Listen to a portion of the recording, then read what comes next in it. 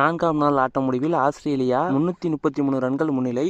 அதாவது பார்த்தீங்கன்னா பாக்ஸிங் டே டெஸ்டில் ஆஸ்திரேலிய அணி 333 ரன்கள் முன்னிலை பெற்றுள்ளது. இந்தியா ஆஸ்திரேலியா இடையிலான பாக்ஸிங் டே டெஸ்ட் போட்டியில் இந்திய அணி முதல் இன்னிங்ஸில் 369 ரன்களுக்கு ஆட்டமிழந்தது. அதில் நிதிஷ்குமார் ரெட்டி சதமடித்ததன் காரணமாக இந்திய அணி கௌரவமான ஸ்கோரை எட்டியுள்ளது குறிப்பிடத்தக்கது. முன்னதாக ஆஸ்திரேலியா தனது முதல் இன்னிங்ஸில் 474 ரன்கள் எடுத்திருந்த நிலையில் இப்போது அந்த அணி 333 ரன்கள் முன்னிலையுடன் இரண்டாவது இன்னிங்ஸை தொடர்கிறது. இரண்டாவது இன்னிங்ஸில் ஆஸ்திரேலிய அணிக்கு விக்கெட்டுகள் அடுத்தடுத்து விழுந்தாலும் 10வது விக்கெட்டுக்கு களத்தில் இணைந்த நாதன் லியன் ஸ்காட் போலண்ட் இணை இந்திய பஞ்சுவத்தை தாக்குப்பிடித்து ஆட்டமிழக்காமல் நின்றது. இதன் காரணமாக அந்த அணி இரண்டாவது இன்னிங்ஸில் 9 விக்கெட்டுகள் இழப்புக்கு 228 ரன்கள் எடுத்துள்ளது. கடைசி மற்றும் 5ஆம் நாள் ஆட்டத்தில் நாளை இந்திய அணி வீரர்கள் ஆஸ்திரேலியா பந்துவீச்சை தாக்குப்பிடித்து ஆட்டமிழக்காமல் இருந்தால் 4வது டெஸ்ட் போட்டியும் டிராவில் முடிய வாய்ப்புள்ளது. இன்னொருபுறம் இந்திய அணி விக்கெட்டுகளை கைப்பற்றி வெற்றி பெறும் முனைப்பில் ஆஸ்திரேலியா உள்ளதால் நாளை ஆட்டம் கடும் சவாலானதாக இந்திய பேட்ஸ்மேன்களுக்கு இருக்கப் போகிறது.